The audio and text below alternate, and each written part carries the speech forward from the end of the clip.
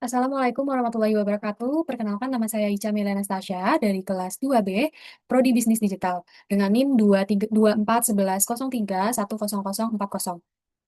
Jadi di sini saya terdapat latihan untuk mengerjakan diagram IRD. Dalam latihan ini sudah terdapat kasus atau studi kasus untuk pembuatan diagram IRD. Sebelum kita masuk penjelasannya, saya akan membacakan studi kasusnya, yaitu sebuah pabrik sepatu ingin membuat sistem informasi yang dapat memenuhi kebutuhan proses bisnisnya. Pabrik sepatu tersebut memiliki banyak cabang di seluruh Indonesia. Secara otomatis juga memiliki banyak pegawai. Sepatu yang diproduksi dapat dibagi menjadi 4 di antaranya jenis balita, anak, remaja, dan juga dewasa. Setiap memproduksi sepatu dicatat tanggal produksi dan siapa pegawai yang telah menyelesaikan produksinya. Setiap pegawai digaji berdasarkan ijazah yang dimilikinya.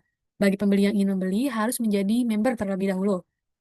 Pembeli sepatu melakukan transaksi pembelian dan diberikan kepada petugas di bagian kasir. Oke, sebelumnya kita pahamin dulu untuk langkah-langkah pembuatan IRD-nya ya. Yang pertama, tahap pertama yaitu mengidentifikasikan dan menetapkan seluruh entiti yang terlibat dalam sistem database tersebut. Yang kedua, tahapan kedua itu menentukan atribut-atribut atau file dari masing-masing entiti beserta kunci atau key-nya. Yang ketiga, tahapan ketiga itu mengidentifikasikan dan menetapkan seluruh himpunan relasi di antara himpunan-himpunan entiti yang ada beserta kunci tamu atau forage key. Yang tahapan keempat yaitu menentukan derajat relasi untuk setiap himpunan relasi. Dan tahapan yang kelima atau yang terakhir yaitu melengkapi himpunan entitas dan himpunan relasi dengan atribut-atribut deskriptif. Deskriptif. Oke, untuk membuat diagram IRD kita memerlukan aplikasi atau website. Di sini kebetulan saya menggunakan website draw.io. Di sini ada tampilan buat bikin diagramnya. Di sini juga ada shape-shape-nya gitu untuk pembuatan diagramnya. Ada berbagai macam ya. Oke, pertama-tama eh, kita kembali lagi ke studi kasusnya. Kemungkinan ada 8 entiti ya. Yang pertama, itu sebuah pabrik ingin membuat sistem informasi yang dapat yang memenuhi kebutuhan proses bisnisnya. Pabrik sepatu memiliki banyak cabang di seluruh Indonesia. Berarti cabang, lalu secara otomatis juga memiliki banyak pegawai. Berarti kita akan menggunakan entiti cabang dan pegawai. Selanjutnya, di antaranya anak balita. Hmm, jadi jenis kemungkinan juga em, jenis ini termasuk ke dalam kategori entitinya ya. Selanjutnya, remaja setiap memproduksi sepatu dicatat tanggal produksinya. Hmm, sepatu. Lalu entitinya kita akan menambahkan ijazah. Lalu ada sebenarnya harus menjadi member sepatu, transaksi, dan juga ini ya pabrik banyak cabang. Cabang, pegawai, jenis, transaksi, ada jenis transaksinya, lalu ada sepatunya. Jadi langsung aja kita buat diagramnya ya. Untuk membuat diagram, kita pertama-tama menggunakan entity relationnya. Kita menggunakan yang persegi panjang. Tadi yang pertama ada pegawai ya. Jadi kita buat pegawai. Selanjutnya tadi ada em, cabang ya. Pertama ada cabang. Kita buat dulu untuk entitinya. Untuk sebuah key ya. Untuk sebuah key atributnya kita memerlukan entity. Cabang. Selanjutnya hmm, sepatu. Tadi juga ada sepatu. Sorry, agak susah ya. Sepatu. Selanjutnya ada jenis sepatu ya, Bang. Jenis sepatu termasuk entity ya. Jenis sepatu. Jenis sepatu.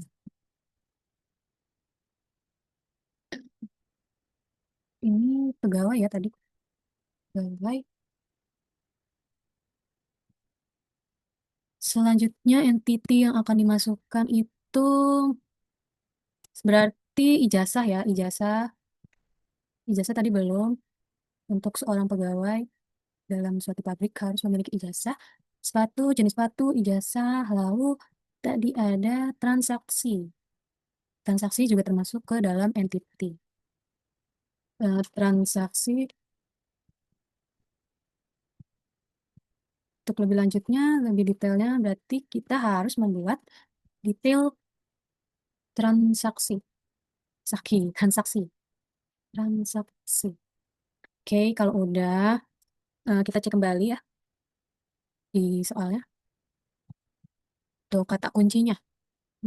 Pegawai, bahasa ijazah, pegawai, sepatu, jenis sepatu, cabang, lalu member. Kita harus masukkan entity member. Oke, berarti satu lagi ya. Entity-nya yaitu member. Oke, setelah itu kita bagi-bagi dulu ya. Ini kayaknya kelebihan deh. Nah, nah, oke. Sini ada pegawai, lalu em, kita bagi-bagi untuk membuat atributnya agar tidak berdekatan ya. Kita bikin space dulu. Di sepatu di ini jenis sepatu karena lebih awal jadi ditaruh di paling atas kali ya. Selanjutnya ada cabang, ijazah di awal ya. Tadi pertemuan cabang, pegawai ditaruh di tengah. Jadi cabang di atas, ijazah juga di atas. Karena ini yang awal-awal dari soalnya kita berurutan agar tidak keliru ya. Oke, pegawai sepatu, kategori sepatu. Berarti sepatu di sini saja. 1, 2, 3, 4, 5. 1, 2, 3, 4, 5. Berarti benar. Di sini. Nanti akan kita rapikan di terakhir ya. Sini. Oke. Jadi selanjutnya setelah kita menentukan entitinya, lucu ya Kelov. Setelah kita menentukan entitinya, kita menentukan atribut-atribut dalam entiti-entiti yang ada di sini. Yang pertama, pegawai. Oke, atribut kata kuncinya ini berarti ID, ID pegawai, pegawai, ID pegawai. Tentunya seorang pegawai harus memiliki ID. Selanjutnya, nama pegawai tersebut. Kita masukkan atributnya, tentu ada nama pegawai. Nama pegawai. Pegawai di sini. Selanjutnya kita menentukan atributnya yaitu ID-nya, ID cabang karena setiap pegawai pasti ditempatkan di cabang-cabang yang berbeda-beda. Jadi kita masukkan ID cabang. Cabang. Selanjutnya yang terakhir seorang pegawai itu tentu memiliki jabatan. Jadi kita masukkan atribut jabatan. Setelah itu kita akan membuat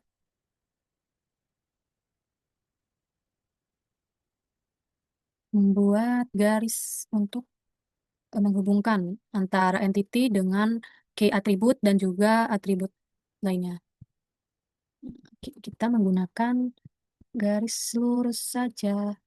Gimana ya? Oke, kita pakai ini untuk menghubungkan entity dengan atribut. Oke, ya, agar terlihat kita zoom sedikit seperti ini. Tambahkan kembali. Kita buat yang banyak ya. Agak susah karena saya tidak pakai mouse. Jadi agak susah, agak lama ini ke teman. Oke, mungkin nanti di video akan dipercepat durasinya. Ini sangat lama.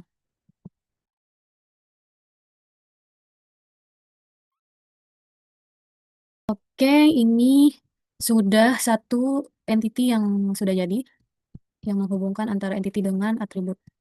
Selanjutnya, kita mencari atribut dari cabang.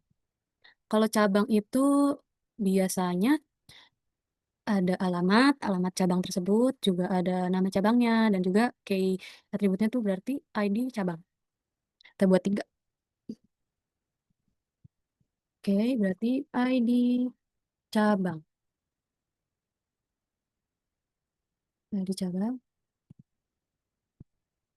ID cabang, lalu ada alamat cabang, alamat cabang, lalu juga ada nama cabangnya. Oke, setelah itu kita hubungkan antara entity dengan atribut key-nya dan juga atribut lainnya.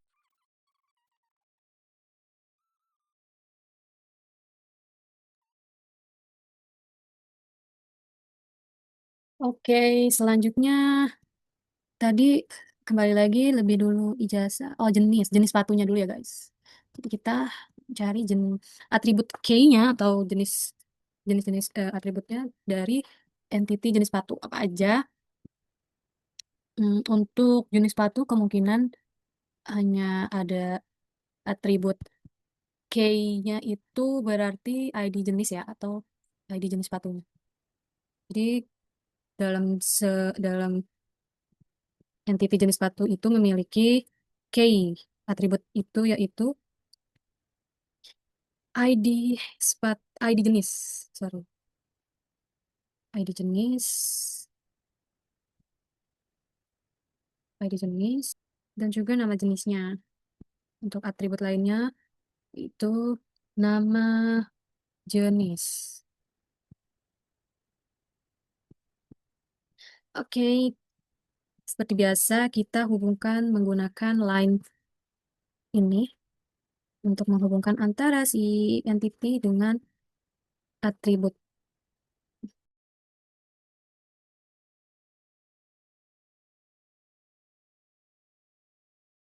Oke, sudah. Selanjutnya jenis sepatu. Sepatu dulu. Untuk entity sepatu terdapat eh, banyak atribut ya. Sebuah sepatu yang diproduksi itu harus terdapat tanggalnya, jenisnya, nama modelnya apa, jumlahnya berapa, stoknya, dan juga harganya berapa. Atribut key-nya berarti ID sepatu. Di sini berarti ada ID sepatu. Lalu atribut lainnya, tanggal berapa pas sepatu tersebut diproduksi. Kita harus tahu tentukan tanggalnya buat data perusahaan ya.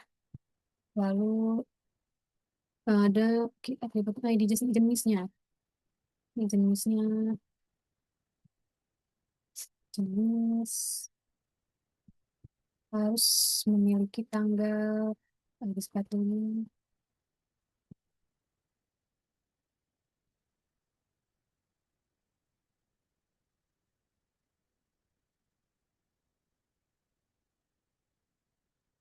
Selanjutnya ada namanya sepatu ya. Pasti memiliki nama modelnya, nama-nama model. Untuk mengetahui jenis sepatunya ya. Aduh, sangat anjir. Nama model, lalu ada pabrik pasti memproduksi sepatu menentukan harga. Di sini harga. Kita buat atribut harga. Ini tidak digunakan ya, ini kepencet sepatu. Dan yang terakhir atributnya itu jumlah stok. Jadi kita setiap memproduksi sebuah barang, kita harus menyertakan jumlah stoknya.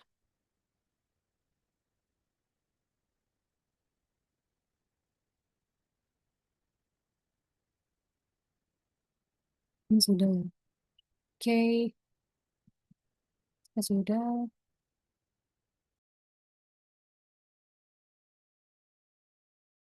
Setelah ini, seperti biasa kita hubungkan antara entity dengan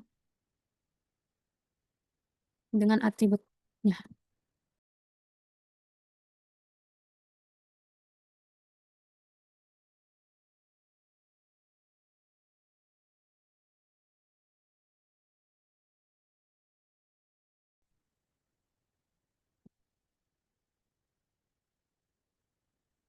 Ini karena terlalu mepet, jadi saya bikin agak jauh.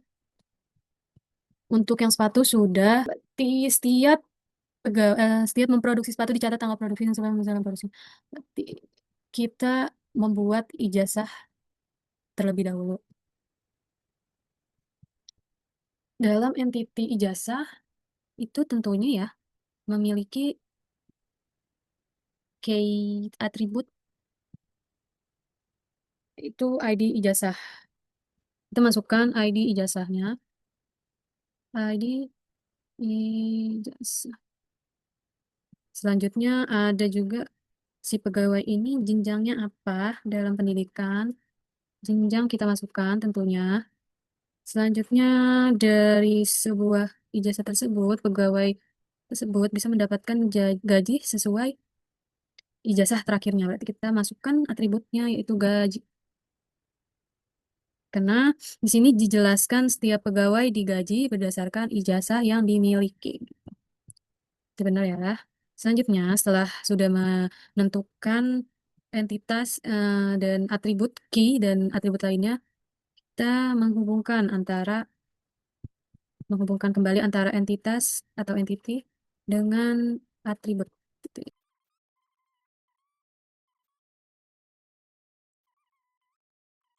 Oke, kalau sudah akan seperti ini. Selanjutnya dijelaskan juga bagi pembeli yang ingin membeli harus menjadi member terlebih dahulu. Berarti kita mencari atribut dari member. Apa saja untuk key atributnya itu atribut dari member itu dari member itu adalah member dari si pembeli untuk pembelian produk sepatunya. Jadi kita memerlukan key atributnya yaitu tentu saja kita me- harus memiliki alamatnya, emailnya, nomor teleponnya, nama-nama membernya gitu. Namun untuk key atributnya kita memasukkan ID member. Selanjutnya ada email, namanya, nama membernya. Tentunya di sini dimasukkan ya, harus ada karena untuk mengetahui informasi dari si member tersebut. Selanjutnya alamatnya, alamat membernya itu harus ada. Lalu tentunya kita harus meminta atau memiliki nomor nomor telepon nomor telepon member kita, member terakhir email. Oke, setelah itu seperti biasa, seperti yang sebelumnya kita hubungkan antara entity dengan atribut.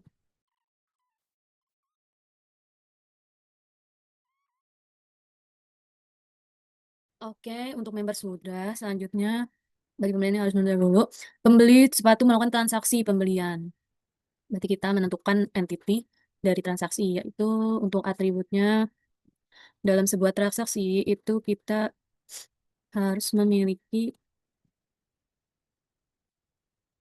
tanggal transaksinya, lalu juga ada tanggal transaksi kapan kapan transaksi itu dibuat, lalu lalu ada juga total transaksi, total harga transaksi.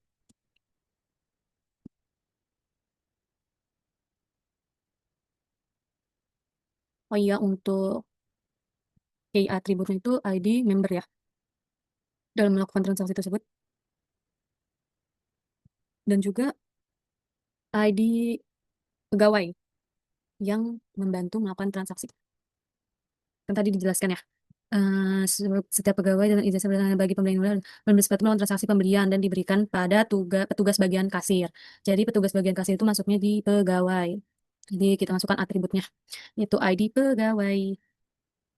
di member. Dan yang terakhir, ID transaksinya. Transaksi kita masukkan ke dalam. Oke, setelah sudah seperti biasa, kita hubungkan antara entity dan juga atributnya.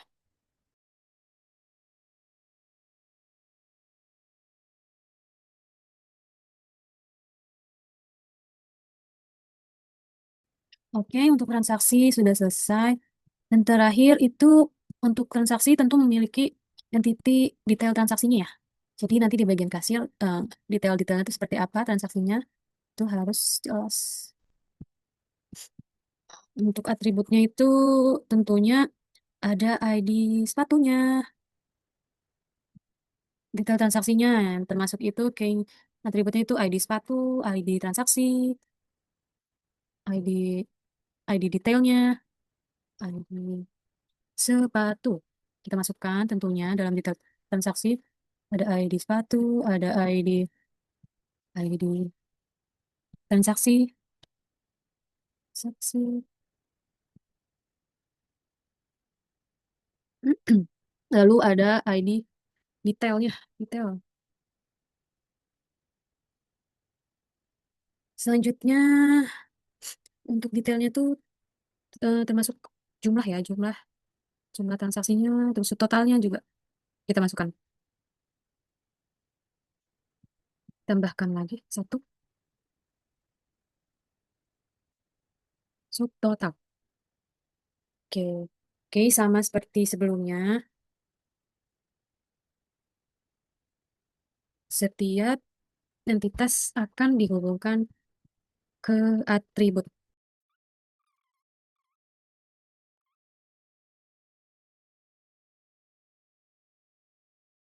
Oke, sudah selesai untuk entitas dan juga key atribut beserta atribut lainnya ya.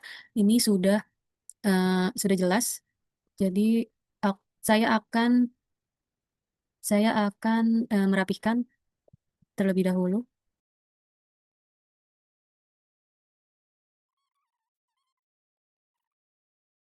Oke, sepertinya sudah.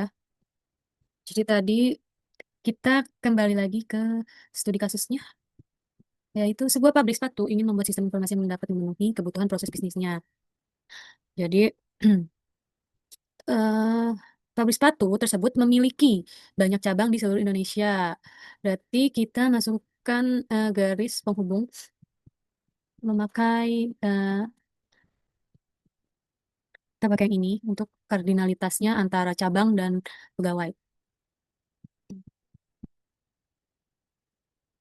Antara cabang dan pegawai. Ini penghubung antara cabang dan pegawai. Oke. Tadi dijelaskan itu memiliki banyak cabang di seluruh Indonesia dan secara otomatis juga memiliki banyak pegawai. Jadi untuk penghubung antara cabang dan pegawai itu kardinalitasnya seperti ini. Untuk menyesuaikan, untuk menentukan kardinalitasnya berarti kita memasukkan relasinya dahulu. Itu relasinya tadi yaitu memiliki. Kita tambahkan ke dalam sini. Untuk kardinalitasnya ini yaitu pegawai memiliki tempat atau cabangnya. Dalam satu cabang memiliki banyak pegawai. Seperti itu. Oke, selanjutnya juga ada sepatu yang diproduksi dapat dibagi menjadi 4 jenis. Di antaranya jenis balita, anak, remaja, dan dewasa. Setiap memproduksi sepatu, berarti di sini antara pegawai ya. Pegawai memproduksi sepatu. Untuk relasinya kita menambahkan di sini pegawai memproduksi ya tadi ya. Pegawai memproduksi.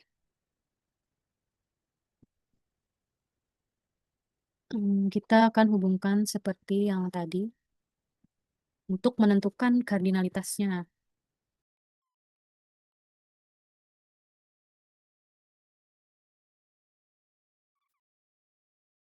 Jadi kardinalitasnya seperti ini. Sebuah pegawai memproduksi sepatu. banyak sepatu diproduksi oleh pegawai. Tuh, pegawai dimiliki oleh cabang, cabang memiliki banyak pegawai gitu. Oke, selanjutnya pegawai di sini kita tambahkan relasinya dari pegawai dan ijazah. Itu berarti digunakan oleh.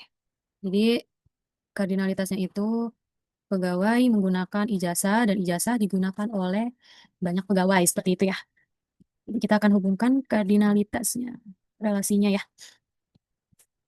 Hmm, Oke, kita hanya perlu menggabungkan antara entity, ijazah, dan juga pegawai. Sepertinya ada yang terlewat, sepatu. Oh iya, berarti ini yang terlewat sepatu yang diproduksi bagi menjadi 4 jenis.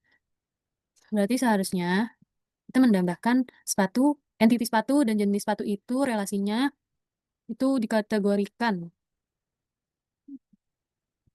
kategorikan, kategori jenis sepatu. Oke, di sini kita hubungkan dahulu antara sepatu dan juga entity jenis sepatu. Jadi kita di sini masukkan kategori, di kategori.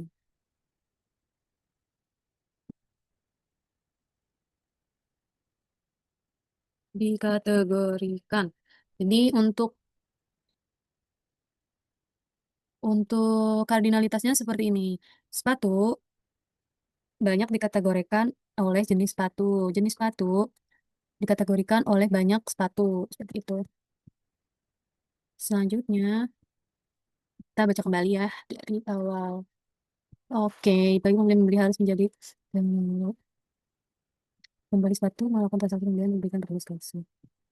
Berarti untuk relasi antara entity member dan transaksi itu kita tambahkan melakukan ya. Jadi member ini melakukan transaksi dan juga dari transaksi tersebut memiliki detail seperti apa dan dibeli, apa yang dibeli. Kita tambahkan relasi untuk entitas atau entity sepatu, entitas sepatu dan juga detail transaksi. Relasinya yaitu dibeli dalam. Untuk penjelasan kardinalitasnya yaitu sepatu akan dibeli dalam detail transaksi dan detail transaksi akan dibeli untuk sepatu. Selanjutnya, relasi untuk transaksi dan detail transaksi. Pindahkan sedikit. Relasinya apa? Antara transaksi dan detail transaksi, yaitu transaksi memiliki detail transaksi. Detail transaksi dimiliki oleh transaksi, banyaknya transaksi, seperti itu. Hmm. Jadi seperti ini kardinalitasnya. Detail transaksi dimiliki oleh banyak transaksi. Transaksi memiliki detail transaksi.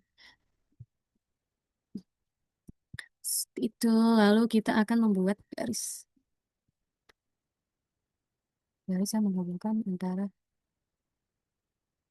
Oke, yang terakhir kita memasukkan relasi dari member dan transaksi. Yaitu member harus melakukan transaksi harus dilakukan. Hmm. Jadi seperti ini. Ini akan dimasukkan terlebih dahulu. Nanti saya jelaskan untuk kardinalitasnya.